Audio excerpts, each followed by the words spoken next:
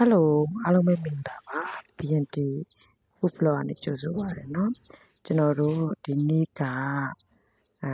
ဒီငက်စနယ်နဲ့တဖြူတီနဲ့ချက်တဲ့ဟာ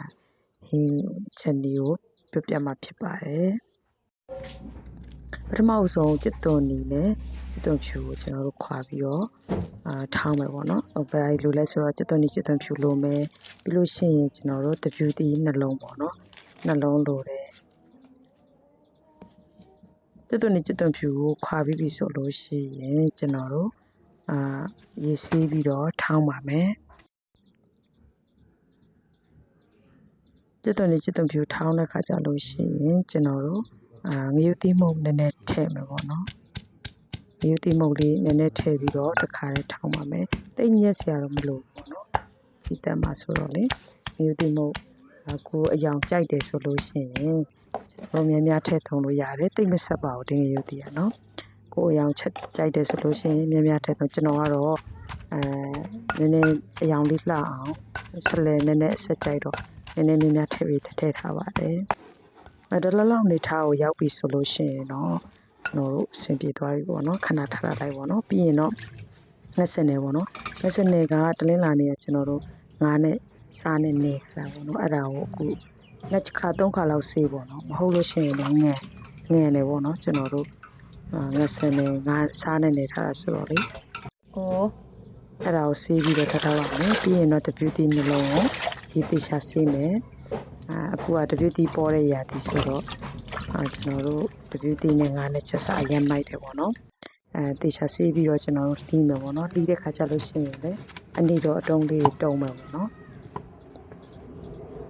အနီတော့အတုံးလေးတုံးပြီးလို့ရှိရင်အဲ့ဒီအလဲမှာပါတဲ့လေအချွဲလေးတွေပေါ့နော်အလဲမှာပါတဲ့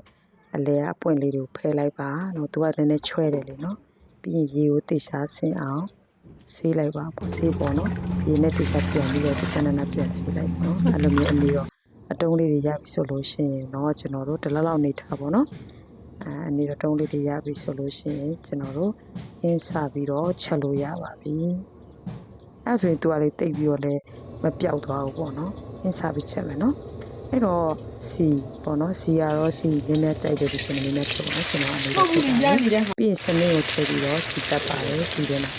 ပြီးရင်တော့ခုနထောင်းထားတဲ့ကျက်သွန်ကိုကျွန်တော်တို့ကျက်သွန်ထည့်ပြီးတော့စီတက်ပါတယ်တခါလေးကျက်သွန်ထည့်ပြီးစီတက်ပြီးရဲအောင်ပေါ့နော်နည်းနည်းလေးမှုလောင်စီတက်တယ်ငံပြားကြီးထည့်တယ်ပေါ့နော်ငံပြားကြီးထည့်မယ်ချုံမုတ်ထည့်တယ်ဒါပေမဲ့စားတော့မထည့်ဘူးနော်20နေဆိုတော့ငံနေမှာဆိုလို့ပါအဲ့တော့စီတက်တာကျက်ပြီးဆိုရင်ငါးထည့်ပြီးတော့စီတက်ပါငါးလေး20နေထားတာဖြစ်တဲ့အတွက်ပမာလေးနဲ့ပေါ့နော်အဆင်ပြေတယ်တိတ်လည်းမငါဘူးပေါ့ကျွန်တော်တေချာစီထားတော့အဲ့တော့ကျွန်တော်တို့တေချာကြအောင်ကျွန်တော်တို့စီတက်ပါမယ်အနံ့ပြအောင်ပေါ့နော်စီတက်မယ်ပြီးလို့ရှိရင်နည်းနည်းခဏနေလို့ရှိရင်ခဏလေးပုတ်ထားပြလိုက်ပေါ့နော်သူနည်းနည်းလေးကြက်သွားခဏလေးပုတ်ထားပြလိုက်ပြီးလို့ရှိရင်ကျွန်တော်တို့ရင်းနှီးလေးထည့်မယ်ပေါ့နော်ခုနကငရုတ်သီးထောင်းထားတဲ့အဲ့ဒီဝင်နေပြန်ပြီးတော့ထည့်မယ်နော်အဲ့စုံဆေးထားတဲ့ရေပေါ့နော်အဲ့ဒီရေကအရေးထည့်မယ်ပြီးလို့ရှိရင်နောက်တစ်ခုကထည့်ပြီးဆိုလို့ရှိရင်ဆူလာပြီဆိုရင်ကျွန်တော်တို့တပြူတီတွေထည့်လို့ရပါပြီတပြူတီကကျွန်တော်တို့ခုနတီးထားတဲ့အတိုင်းတပြူတီလေးထည့်ပြီးတော့ပြန်အုပ်ထားမယ်ပေါ့နော်ကျက်သွားပါပြီပေါ့နော်ကျွန်တော်တို့ငါးကတော့ကျက်ပြီးသားပေါ့နော်တပြူတီကကြာတော့နည်းနည်းလေးကျွန်တော်တို့ကင်လိုက်တဲ့အချိန်မှာအီလေးပျော်လေးဖြစ်ပြီဆိုရင်တော့အရန်ရတာရှိတယ်20နဲ့တပြူတီချက်လေးရပါပြီဒီနေ့ကတော့